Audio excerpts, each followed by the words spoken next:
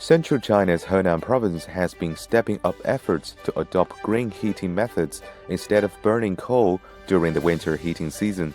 In Zhecheng County of Shanqiu City, a local renewable energy company is generating electricity by incinerating household waste. 全场垃圾啊，主要是靠填埋，填埋以后啊，对土壤进行污染。我们生活垃圾焚烧处理站就完全把我们泽城县域内所有的这个垃圾完全处理掉。2台机组加在一起日发电在85万度，能够完全覆盖我们城区的所有居民。Besides household waste, agricultural waste such as corn stalks can also be used to generate green electricity. 这边是我们这个今年刚收出来，主要还是为今年的这个冬季用电和取暖供电这一块。